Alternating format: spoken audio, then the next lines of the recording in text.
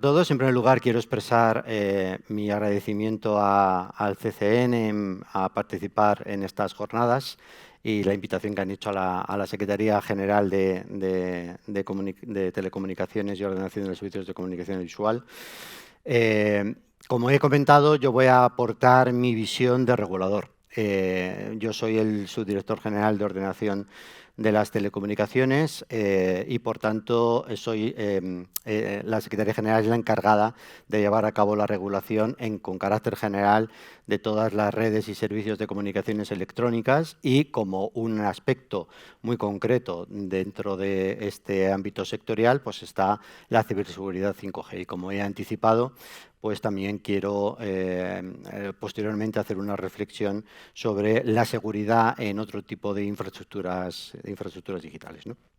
También en la Secretaría General estamos al cargo de la regulación audiovisual, pero ese afortunadamente no es mi negociado. Yo me centro más en lo que es las telecomunicaciones. Y, como he dicho, voy a intentar transmitir, porque la verdad es que la sucesión de paneles y de ponencias que se van a realizar yo creo que es muy incomprensivo, y voy a intentar aportar una visión dentro de todo este crisol de opiniones y de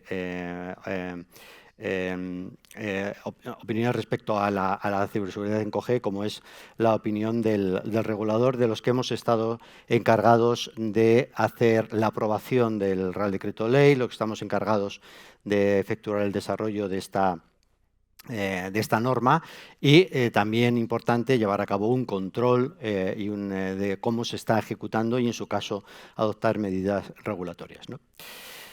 La primera pregunta que puede surgir es ¿y por qué hablamos de ciberseguridad 5G y no se habló de ciberseguridad 4G o de ciberseguridad 3G? ¿Y por qué no solo en telefonía móvil, en comunicaciones móviles, sino también la ciberseguridad en comunicaciones fijas, ¿no? Pues es una pregunta, la verdad es que es muy procedente y la principal respuesta viene motivada porque los temas de seguridad en las redes y servicios de comunicaciones electrónicas siempre se habían concebido como un negocio más bien privado de los operadores. Es decir, el regulador, y lo digo por experiencia, tampoco estábamos tan involucrados en garantizar esa seguridad de las redes y servicios que realizaban los operadores. Los operadores, el foco, sobre todo en Europa, a partir de 1998, por cierto, mañana se celebra el 25 aniversario de la liberalización de las telecomunicaciones en España. En Europa empezó el 1 de enero y España, renunciando a una moratoria que se tenía de 5 años, renunció a gran parte de esa moratoria para llevar a cabo la liberalización. No se consiguió el 1 de enero, se consiguió el 1 de diciembre, con lo cual, bueno, yo creo que es una efeméride importante recordarlo, que se celebra este 25 aniversario, las bodas de plata de la liberalización. Y, bueno, los anteriores ponentes, de hecho, han considerado que se ha hecho relativamente bien, ¿no?, en España.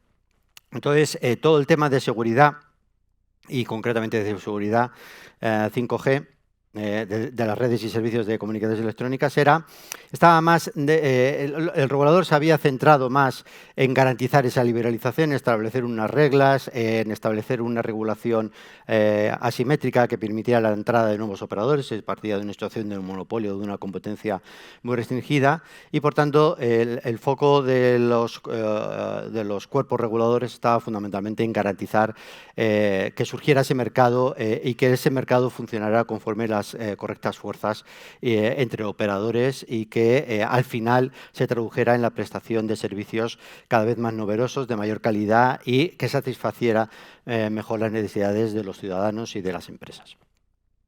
De manera que la seguridad de las redes y servicios era una cosa más propietaria de los operadores. Oye, pues mira, yo ahí en principio no te regulo mucho, tú dedícate a garantizar la seguridad de las redes y de los servicios y si hay algún problema, pues me lo comentas. Había una obligación de comunicación e intentamos solucionar el problema. Y esto venía motivado también fundamentalmente por la propia lógica, ya he dicho, a la hora de liberalizar el mercado y del papel regulador y el papel que los operadores tenían que realizar en un mercado que estaba creciendo exponencialmente, pero también tenía su razón de ser en la propia dinámica de esas redes y servicios de comunicaciones electrónicas. Las redes 3G y la 4G, que era una evolución clara del 3G, siempre se ha dicho que las generaciones impares en comunicaciones móviles son las disruptivas y las pares son las que desarrollan el anterior paradigma. Pues eran redes mucho más verticales, donde el operador controlaba absolutamente todo, desde el core, desde el origen, hasta el acceso final, ¿no? De manera que la relación desde el punto de vista de seguridad por parte del operador y del regulador era mucho más sencilla. Tú te dedicabas a garantizar la sostenibilidad de los servicios, que se continúe la continuidad del servicio. Tienes que adoptar las medidas oportunas para garantizar esa seguridad de las redes y yo te dejo hacer y yo me centro más en cuestiones de mercado y de regulación de servicios. Es verdad que se fue evolucionando y es cuando surgió, por ejemplo, toda la regulación de las infraestructuras críticas. Evidentemente, el sector de las telecomunicaciones es un sector estratégico para cualquier país y es cuando pues vieron que era necesario también establecer, y vino desde una normativa europea, la necesidad de llevar a cabo una protección de las infraestructuras críticas. Como eran infraestructuras reales, ese foco se puso fundamentalmente en la seguridad física. Pero también desde el primer momento hubo un punto de atención en garantizar la ciberseguridad de esas redes y de esos servicios. Pero fundamentalmente era una seguridad física donde generalmente en todos los Estados miembros, incluido España, esa regulación y ese control de esas infraestructuras críticas no estaba en el regulador sectorial, no estaba en la Secretaría de Estado de Telecomunicaciones, sino que cayó en el ámbito de las fuerzas y cuerpos de seguridad del Estado, de la parte de la seguridad nacional, ¿no? Y ahí empezaron a trabajar los operadores, fueron definiendo un catálogo de infraestructuras críticas, tuvieron que presentar sus planes de protección de esas infraestructuras críticas, donde la ciberseguridad iba adquiriendo cada vez mayor importancia, hasta que surge la tecnología 5G y nuevos paradigmas tecnológicos. Y es cuando se empieza a hablar de seguridad 5G. Y se empieza a hablar fundamentalmente, ya digo, por razones principalmente técnicas. La red 5G es ya muy diferente, aporta, es un nuevo paradigma, es una nueva revolución en el sector de las comunicaciones electrónicas, va a cambiar mucho la forma de comunicarse, sobre todo en el ámbito industrial, en el ámbito de sensorizar todo tipo de equipos, aparatos. Realmente va a ser revolucionario. Y eso tiene implicaciones en la propia red 5G, más bien al revés. La red 5G es la que va a traer todas estas ventajas y potencialidades, ¿no?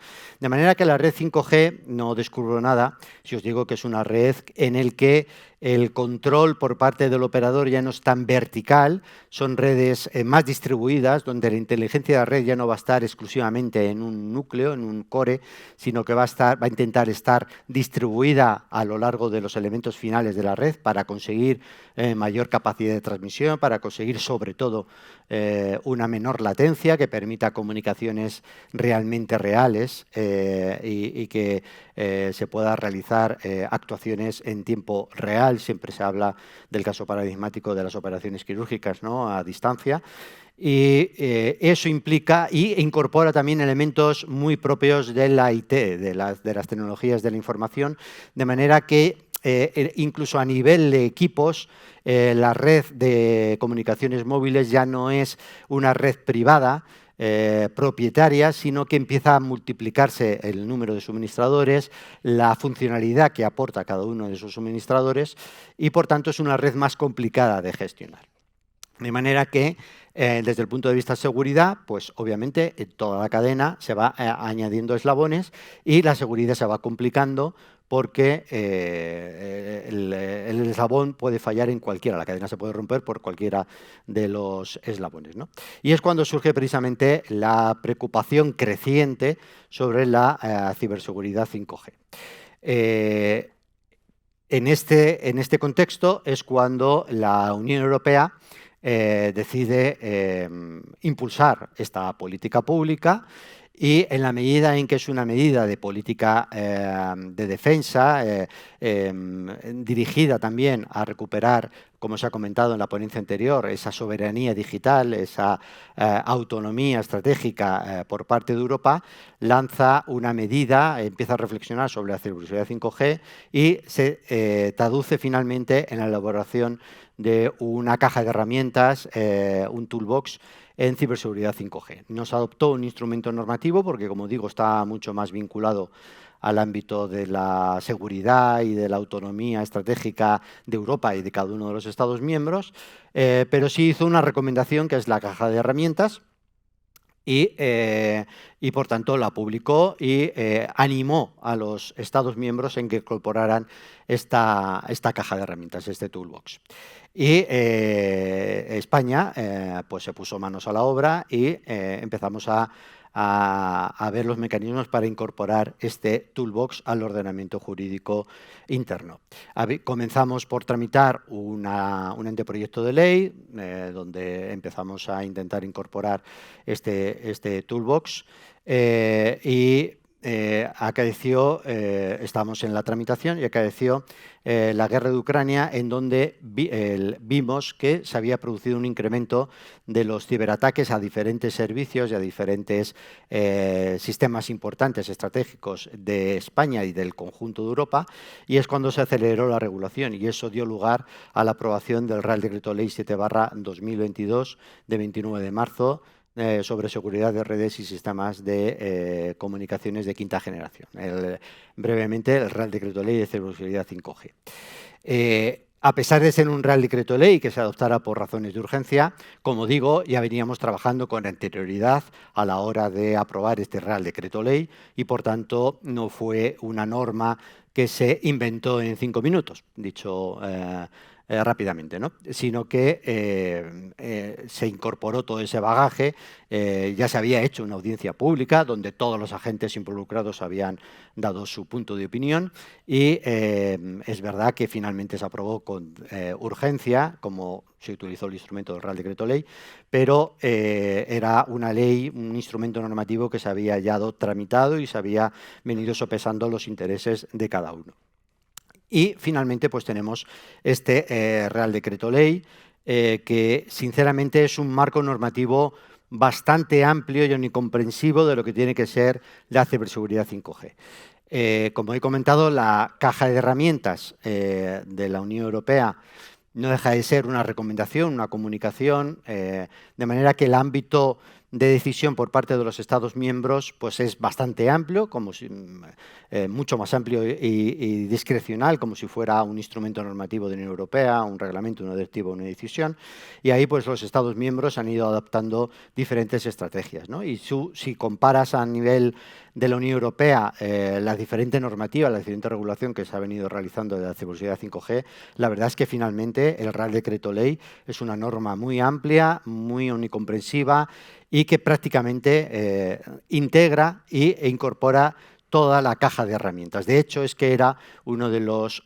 hitos dentro del plan de recuperación. Dentro del plan de recuperación, como reforma que tenía que abordar España para percibir los fondos procedentes del PRTR, era aprobar esta ley de seguridad 5G, en la cual nos comprometíamos a incorporar la caja de herramientas. Y entendemos que nosotros hemos incorporado esa caja de herramientas en su plenitud, de manera que no solo hablamos de análisis de riesgos, técnica de mitigación, sino que incorporamos elementos referidos a los contratos administrativos, a la innovación, a la cooperación entre administraciones públicas, y por tanto entendemos que es una norma bastante amplia y comprensiva de esta peculiaridad concreta de la ciberseguridad 5G. El Real Decreto Ley, por tanto, está en vigor desde primavera del año 2022, pero eso no quiere decir que hayamos acabado, ni mucho menos. El propio Real Decreto Ley ya prevé una posible regulación y una ejecución por parte de determinadas materias específicas. Y, como se ha mencionado anteriormente, pues hay un elefante en la habitación, que no voy a sustraerme, que es la posible declaración de suministradores de alto riesgo, ¿no? El Real Decreto Ley tiene 3 medidas principales que tienen que ser objeto de concreción o de desarrollo. Una es la posible declaración de suministradores de alto riesgo, otra es la determinación de ubicaciones o áreas concretas en las que los operadores no pueden instalar equipamiento de esos suministradores de alto riesgo. Y un tercer elemento es la aprobación de un reglamento de desarrollo de esa ley, que es el Esquema Nacional de Seguridad de Ciberseguridad 5G. Como primera medida a la hora de dar aplicabilidad al Real Decreto Ley, los operadores de comunicaciones electrónicas tenían que presentar una serie de información a la Administración para analizar cómo tenían sus redes, cómo veían ellos que eran sus riesgos, cuáles eran los planes que habían diseñado para mitigar esos riesgos e incluso cuál era su estrategia a la hora de llevar a cabo una diversificación de suministradores. Nosotros hemos recibido esa documentación. Es una documentación muy prolija, muy abundante. La estamos analizando. De hecho, hace un mes los operadores acaban de presentar una actualización de cierta documentación, concretamente de la estrategia de diversificación de suministradores, y estamos analizando toda esa documentación y estamos llevando a cabo un estudio pormenorizado a la hora de poder llevar a cabo la ejecución de estos elementos. Como digo, de los tres, los que más repercusión desde el punto de vista de mercado y estratégico tendría sería fundamentalmente la declaración de suministradores de alto riesgo y las ubicaciones en las que el equipamiento de estos suministradores de alto riesgo no podrían ser instalados por parte de los operadores. Sobre suministradores de alto riesgo, bueno, pues los Estados miembros, los Estados de la Unión Europea, están adoptando sus decisiones. Algunos países ya han declarado suministradores de alto riesgo, otros los estamos analizando, otros anuncian que van a adoptar medidas. Ahí hay una multiplicidad de criterios, de opiniones y de decisiones que se están tomando. En este punto es importante destacar que, como venía en el toolbox y como dice el Real Decreto Ley, la decisión de declarar o no suministrador de alto riesgo no solo va a quedar limitada por medidas técnicas o medidas operativas, sino que también hay medidas geopolíticas, ¿no? Geoestratégicas, en el que es importante analizar también quién es el fabricante y en qué momento y en qué lugar se elabora, se fabrica ese equipo, ¿no? Y todo esto está siendo tenido en cuenta por parte de todos los Estados miembros. En este estudio de los análisis y demás a efectos de poder declarar un suministrador de alto riesgo, es importante tener en cuenta que el esquema de regulación de la ciberseguridad 5G no está para nada cerrado, está evolucionando y digamos que el marco inicial todavía no está totalmente cerrado. Hay elementos que se están definiendo, hay elementos que se están aclarando. Por ejemplo, en ENISA están trabajando en un esquema de certificación que pues lleva ya un poco de retraso, parece ser que puede estar para antes de verano del próximo año y es un elemento importante desde el punto de vista de adoptar medidas técnicas, ¿no? También se están realizando estudios a la hora de establecer la problemática de garantizar la seguridad 5G en un entorno de Open RAN, en un entorno en el que el equipamiento ya no es propietario, sino que está desarrollado conforme a los estándares libres del Open RAN, que eso genera a su vez una mayor problemática. Y hay otra serie de elementos que se está intentando unificar y armonizar a nivel de la Unión Europea. Por ejemplo, el grupo de coordinación NIS está trabajando también en intentar objetivar y establecer criterios concretos y determinados para poder calificar estos elementos geoestratégicos, estas medidas estratégicas que vienen establecidas y que tienen que formar parte en el análisis a la hora de poder declarar suministrador de alto riesgo o no. Un tercer elemento es las ubicaciones, las zonas y las áreas concretas donde no se podrían establecer suministradores de alto riesgo.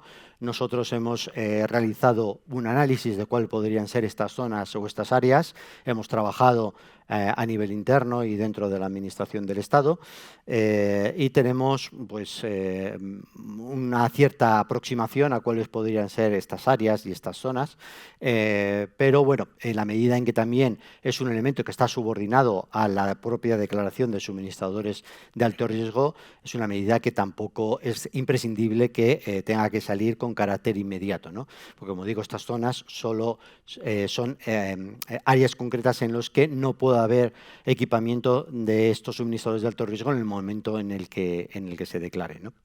Y hay un tercer elemento importante a la hora de ejecutar el Real Decreto Ley, que es el Esquema Nacional de Seguridad de Ciberseguridad 5G. Es un reglamento que tendría dos partes claramente diferenciadas. Una primera que haría un análisis de los riesgos y de las amenazas que desde el punto de vista de ciberseguridad 5G se tiene que abordar desde el punto de vista del Estado español, y en eso es muy importante toda la información que los operadores nos han suministrado, y también identificará cuáles son las principales técnicas de mitigación de esos análisis, de esos riesgos, de esas amenazas que se puedan identificar, y estableceríamos ya obligaciones más concretas y desarrolladas a los operadores para garantizar la ciberseguridad 5G en sus redes y servicios.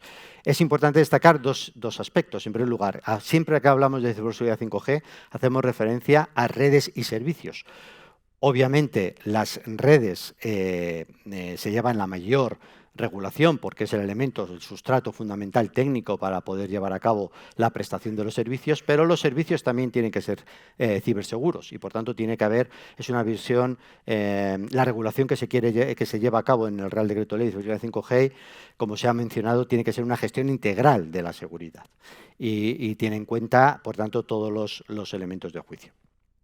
Y un segundo elemento importante también a considerar es que en el Real Decreto Ley y, por tanto, en el Esquema Nacional de Seguridad, se concretará obligaciones no solo para los operadores. El operador es el que tiene una relación más directa con la Administración, entre otras cosas porque le otorgamos frecuencias, le establecemos obligaciones de cobertura o, en su caso, incluso de inversión, y, por tanto, es una relación más directa con la Administración. El suministrador, el fabricante, siempre está un poco más atrás, es un mercado mucho más liberalizado. De hecho, el mercado de equipos es el primero que se liberalizó a nivel de la Unión Europea.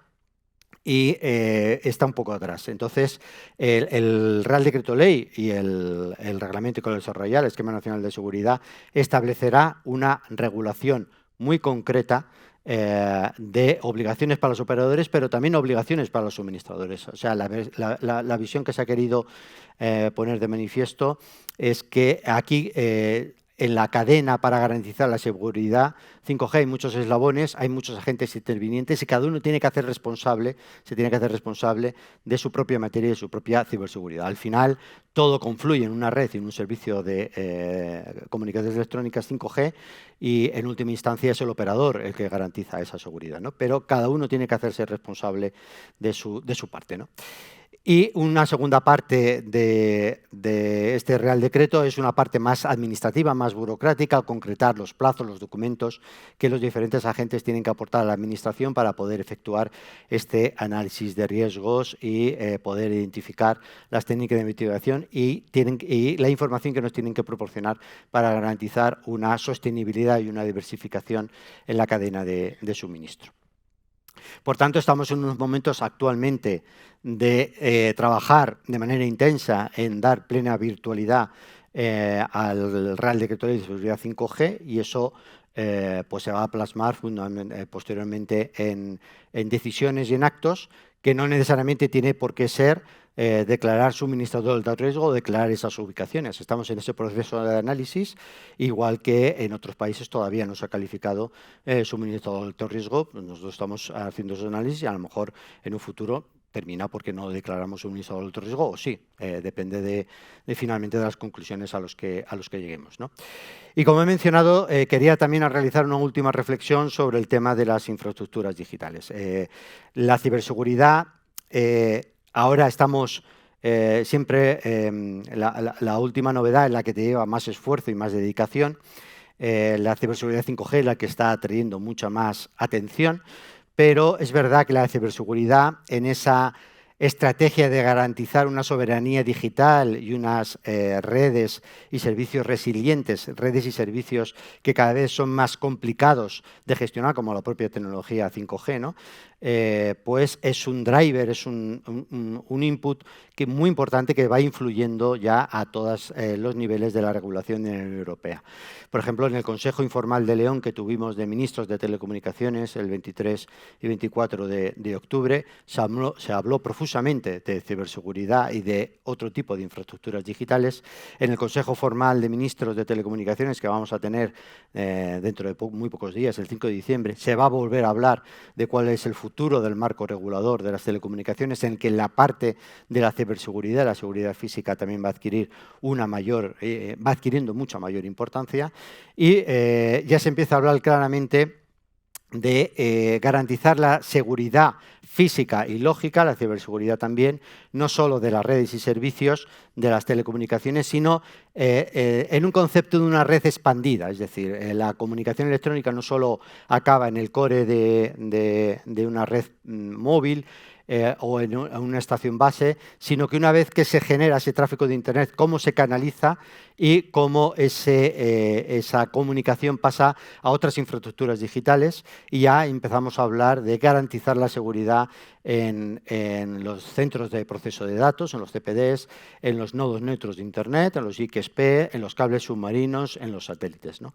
De hecho, por ejemplo, en la Ley General de Telecomunicaciones de hace año y medio, la Ley General del 2022, ya regula, establece un censo tanto de cables submarinos como de nodos neutros de Internet, y se menciona expresamente que podemos pedir información a los centros de proceso de datos precisamente para irnos informando y poder establecer medidas de prevención de seguridad y de ciberseguridad de estas infraestructuras digitales. De hecho, por ejemplo, la Secretaría de Estado, a la que yo ahora mismo represento en este momento, se llama Secretaría de Estado de Telecomunicaciones e Infraestructuras Digitales. Es decir, nuestra visión ya no es solo de las propias redes tradicionales de comunicaciones electrónicas con innovación tecnológica, sino que queremos ir a este ámbito de una red expandida, de cómo se gestiona y se canaliza todo el tráfico de Internet, y por tanto estamos poniendo cada vez, no solo nosotros, sino también las instancias europeas, estamos poniendo cada vez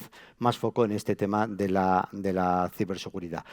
Ciberseguridad que en principio empieza por seguridad física, ahí están los cables submarinos, el satélite, conocéis que está un proyecto de IRIS Square, IRIS 2, donde la Unión Europea está conformando un consorcio para fomentar las comunicaciones seguras también por satélite, donde en su caso también tendrá una gran importancia las comunicaciones cuánticas, no solo por satélite, sino otro tipo de tecnologías fijas y móviles, y por tanto es un elemento muy importante que cada vez va adquiriendo mayor importancia la ciberseguridad en el ámbito de la regulación.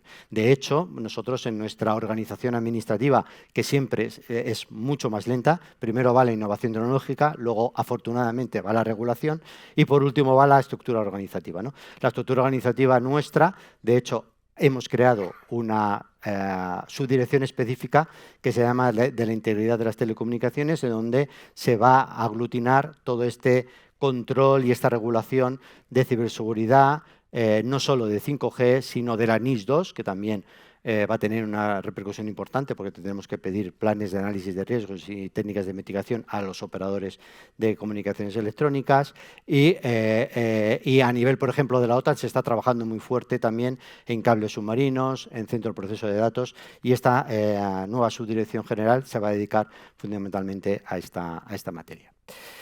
Espero que podáis haber obtenido una visión global de la ciberseguridad en las redes y servicios de comunicación electrónicas, poniendo un foco principal en la tecnología 5G, pero como ya digo, esto va adquiriendo una importancia mucho más creciente y se va a extender a todo tipo de redes y servicios y de infraestructuras digitales. No me queda más que agradecer vuestra presencia y si queréis hacer alguna pregunta. Muy bien, Lorenzo, muchas gracias. Por favor, un aplauso, porque no es sencillo hacer una apuesta al día, que es un asunto delicado. De hecho, hay aquí algunos compañeros que te quieren formular algunas dudas, Estupendo. pero la primera te la formulo yo. Perfecto. Y es un poquito relajadita. ¿Cómo valoras tú esas reuniones lúdicas de la industria del lejano oriente en nuestro país para, digamos, manifestar que quizá tienen cierta inquietud porque la legislación que les sobreviene les suponga algún tipo de problema? Vamos a hablar claramente de eso. A ver, como hemos comentado, la regulación de la ciberseguridad 5G tiene en cuenta diferentes elementos y el objetivo último es garantizar que las comunicaciones móviles 5G sean seguras y resilientes.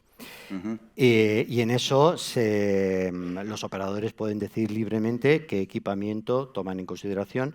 Lo que pasa es que, como digo, la propia red, las propias características técnicas de las redes 5G implica que se tenga que tener en cuenta diferentes elementos. Y ha surgido el tema de garantizar la seguridad de esas comunicaciones a partir del propio equipamiento. Y es verdad que, como digo, a la hora de adoptar decisiones sobre declarar suministradores de alto riesgo o no, se tiene en cuenta, como he mencionado, no solo medidas técnicas en el que se está avanzando, este esquema de certificación que está elaborando INISA será muy importante, pero que también hay elementos estratégicos. Hay elementos estratégicos que vienen en un toolbox y que nosotros también hemos incorporado en el Real Decreto Ley. Es un elemento que se debe tener en cuenta. De manera que, obviamente, luego cada agente intenta hacer sus deberes, intenta transmitir sus posiciones fuertes o sus desventajas que piensa que puedan llegar a tener, ¿no? Y en eso, pues nosotros estamos abiertos como reguladores a todo tipo de opiniones, hemos celebrado reuniones con todo tipo de agentes y estamos obteniendo la visión de cada uno de ellos y las estamos ponderando y estamos tomando las decisiones, ¿no? Con lo cual, pues me parece bien que cada uno pueda tomar sus decisiones. Qué gran diplomático eres, muy bien. Bueno, te quiero formular varias preguntas, creo que en cascada súper interesantes. La primera tiene que ver, literalmente, el nuevo, cuando llegue el NS 5G, dice, será de obligado cumplimiento para operadores y empresas privadas. ¿Será de obligado cumplimiento también para empresas privadas? ¿El regulador o, por ejemplo, CCN podrá monitorizarlas en términos de seguridad y de necesidad de ello? Vale. A ver, el Real Decreto Ley y, por tanto, el Esquema Nacional de Seguridad que lo desarrolla hace referencia a las regulaciones, sobre todo, sobre operadores que van a ser privados. También tiene una regulación sobre operadores públicos y hay una especial cautela a la hora de incorporar estas redes y servicios por parte de operadores públicos, pero la regulación, sobre todo, va dirigido a un mercado liberalizado donde hay operadores privados y suministradores privados, suministradores de equipos y equipamiento. Hay una cuestión concreta que se diferencia entre redes públicas y redes privadas. Redes públicas son aquellos que se ofertan al público en general y redes privadas son redes internas dentro de cada empresa. Entonces, eso también está regulado en el Real Decreto Ley y va a tener su repercusión también en el Esquema Nacional de Seguridad. Obviamente, la regulación sobre las redes privadas, la autoprestación, que se denomina un poco en el argot del sector, es mucho más ligera que la regulación cuando se dan servicios disponibles al público o redes públicas, ¿vale? La regulación ahí es mucho más y el control va a ser mucho más férreo porque estamos hablando de dar un servicio a la ciudadanía y a las empresas en general, con lo cual la regulación es aplicable a operadores privados y a suministradores privados, fundamentalmente, también a administraciones públicas, y el Esquema Nacional de Seguridad contempla eso e incluso la diferencia entre redes públicas y redes privadas. Y esa partita de la pregunta tan simpática que es si el CCN podrá monitorizar en términos. El órgano regulador y de control, fundamentalmente, es la Secretaría de Estado de Telecomunicaciones, es lo que dice el Real Decreto Ley. Pero es verdad que, como toda política pública, ningún órgano administrativo es plenamente autónomo. Nosotros ya nos estamos apoyando en el CCN Y cuando se elabore, por ejemplo, si se elabora un esquema de certificación, lo lógico es que nos apoyemos también en el CCN. O sea, el regulador y el órgano de control fundamental va a ser la Secretaría de Estado de Telecomunicaciones, pero nos vamos a apoyar en otro tipo de instituciones. Por ejemplo, a la hora de resolver ciberincidentes, que actúe como centro de alerta temprana, el CERCIT, seguramente siga siendo INCIBE, por ejemplo, también, que es el que tiene la relación con los operadores. O sea, no somos absolutamente autónomos y nos vamos a apoyar en todos aquellos órganos que den valor a la política pública. ¿Qué tal con el nuevo ministro? Bien, bueno, estamos en pleno proceso de adaptación mutua y bueno, yo creo que es importante poner de manifiesto, con independencia de la persona del ministro, que lo que se ha hecho es una apuesta clara por el ministerio, disponer de un ministerio específico de telecomunicaciones y de digitalización, que hasta ahora nunca habíamos sido autónomos, y yo creo que esto pone de manifiesto cómo este ámbito sectorial va adquiriendo cada vez más importancia y cada vez es más transversal y, por tanto, cada vez es más digno de tener en cuenta, ¿no? Y eso se refleja a nivel organizativo. Sí, desde luego, el que se llame así genuinamente de transformación digital y a solas está muy bien. Bueno, una última pregunta, porque estamos aquí en la casa de CCN y derivado de ello, un poco profundizando, hay otra pregunta que dice: dentro de las administraciones públicas, ¿CCN colaborará con vosotros y en qué forma participaría o podría ser esa colaboración? Bueno, es un poco abundar en lo que ya hemos comentado, ¿no? El CCN sin duda aporta valor, sin duda. Ya estamos trabajando con ellos. Tenemos un convenio de colaboración con ellos en el que se les encargó que trabajaran a la hora de elaborar un centro de atención, un SOC, que nos va a venir muy bien para poder digerir toda esta documentación aportada por parte de los operadores y indirectamente de los suministradores. Y es un organismo que sin duda vamos a contar también a futuro, porque, como he dicho, pues todos los temas de certificación, por supuesto, vamos a contar con ellos, y ellos tienen una gran experiencia y un buen hacer demostrado en temas de ciberseguridad. Y bueno, la ciberseguridad es una gran política. La ciberseguridad 5G tiene unas peculiaridades muy concretas, por eso se ha aprobado una norma autónoma y por eso no figura en el ámbito del CCN, sino que los reguladores y los controladores somos nosotros, pero sin duda el CCN, con su buen hacer en temas de ciberseguridad, va a ser un apoyo indispensable. Bueno, yo suelo tener la mala costumbre de, como estas jornadas son justito antes de Navidad y de los Reyes Magos, pensar en qué pudieran traer los Reyes Magos a cada uno de los intervinientes. Así que yo te pido que me digas, ¿tú qué pedirías para avanzar en todos los temas que te conciernen y a tu ministerio a los Reyes Magos? Bueno, a ver, desde el punto de vista concreto de esta sesión de ciberseguridad 5G, yo no pido mucho. Yo pido que cada uno siga haciendo sus deberes. Yo creo que, como se ha comentado, y creo que el sector de las comunicaciones electrónicas en España se ha liberalizado muy bien, es potente, es muy competitivo, se ha traducido en muchas ventajas en los ciudadanos y las empresas españolas, y en el caso concreto de la ciberseguridad, yo creo que todos los agentes están haciendo sus deberes y lo único que cabe es animarlos y fomentarlos a que sigan realizando su trabajo, que yo creo que es bastante bueno y sitúa en España en un país referente en el ámbito de las telecomunicaciones, a nivel de infraestructuras y a nivel de prestación de servicios, ¿no? Y como reflexión general del sector, pues la agenda que tenemos por delante es bastante ambiciosa. Hay muchísimas cosas por hacer. Estamos en unos momentos, este sector está en continua evolución, la innovación tecnológica es incesante, estamos hablando de 5G, pero ya se ha mencionado, ya estamos reuniéndonos para hablar del 6G. Continuamente está cambiando las bases competitivas del mercado. Ahora estamos en un proceso de profunda modificación de las estructuras del mercado. Hay muchas iniciativas por parte de los agentes, y a nivel regulatorio, concretamente la posición particular de España como Estado miembro de la Unión Europea es que hay que dar un paso más a nivel regulatorio. Es necesario establecer un nuevo paradigma regulatorio Esto es lo que hemos intentado transmitir en el Consejo Informal de León. Vamos a insistir en el Consejo Formal del 5 de diciembre y, de hecho, yo creo que la propia Comisión Europea está receptiva. El comisario Bretón ya ha anunciado que va a elaborar un libro blanco de las telecomunicaciones con vistas a poder elaborar una futura nuevo paquete regulatorio que lo ha llamado Digital Networks Act, el DNA, un acta de una nueva ley de redes digitales, en el que ya no solo es comunicaciones electrónicas, en este ámbito que os he dicho de una red expandida, ya va a regular también este tipo de infraestructuras digitales. Y yo creo que, sinceramente, creo que España está intentando transmitir este mensaje y yo creo que está teniendo receptividad por parte de las instituciones europeas y, de hecho, ya se han anunciado iniciativas, ¿no? Bueno, ha sido una intervención muy clarificadora, te la agradecemos mucho Muy bien, desde aquí. muchas gracias a vosotros.